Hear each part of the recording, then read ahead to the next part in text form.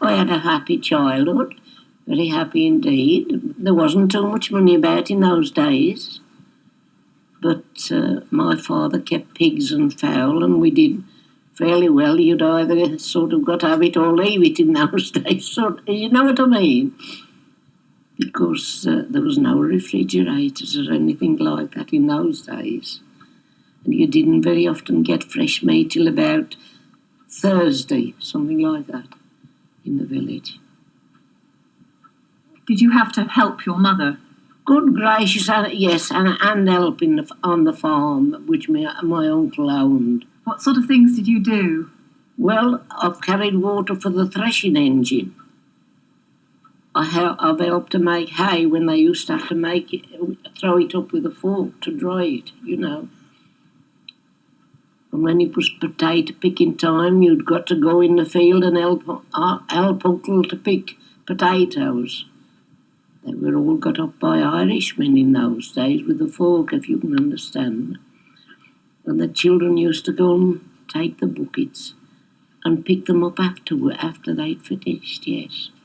And of course I always went to St Michael's Church School, which was a funny little school in those days, you know what I mean?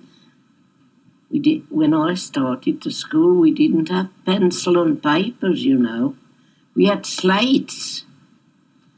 And these slates had sort of got a wooden frame round them. And you had to write with a slate pencil. And every morning the old teacher used to come round with a sort of a little mop, a wet mop, you know, dab, dab, dab on the slates, and you had to clean it off with a bit of paper or a bit of rag, and then start again for the day. When I started at church school, there wasn't any books until you got into an older sort of higher class sort of a thing. But to begin with, that's how you learned to do your straight strokes and buttocks.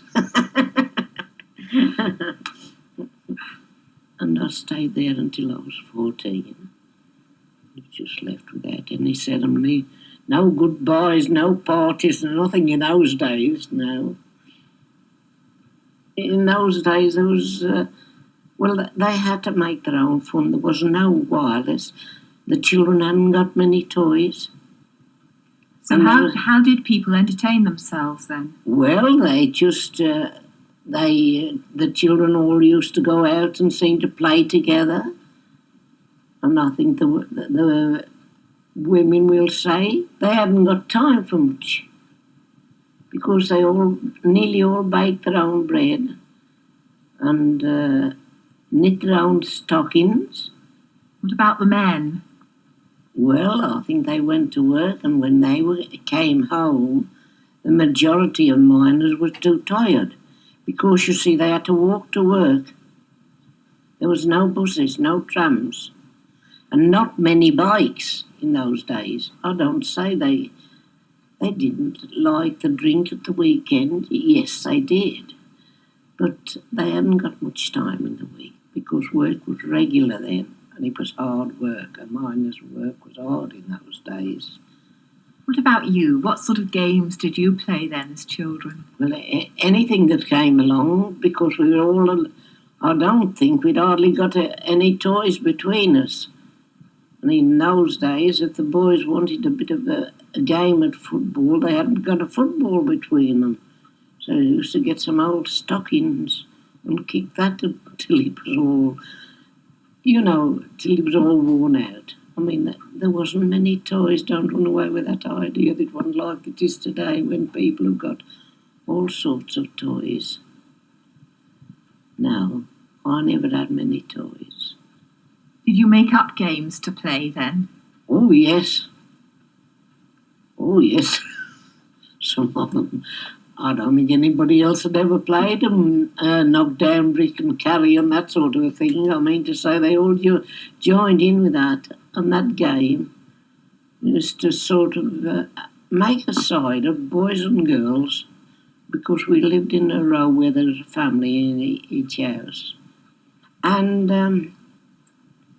somehow or another they used to put a brick one in the, because there was no traffic on the road then, you see, so we played in the road. Put a brick that end and a brick this, and then big stones, and then they used to bowl it.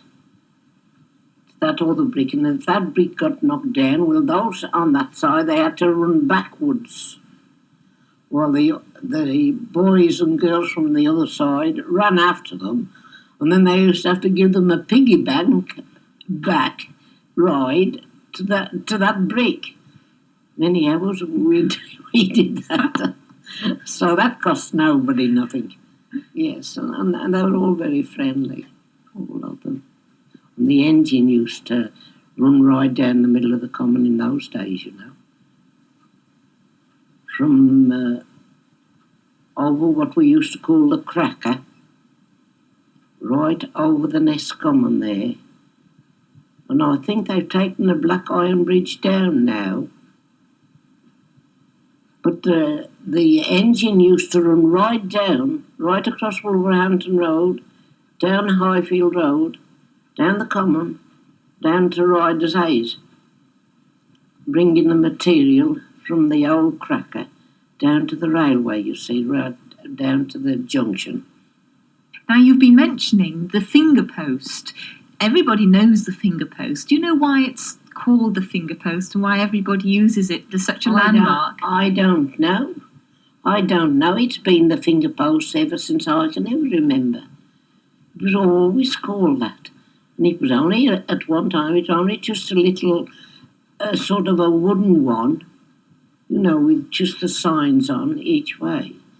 But that name stuck. But why they called it the finger post, I couldn't tell you. But it's always been that ever since I can remember.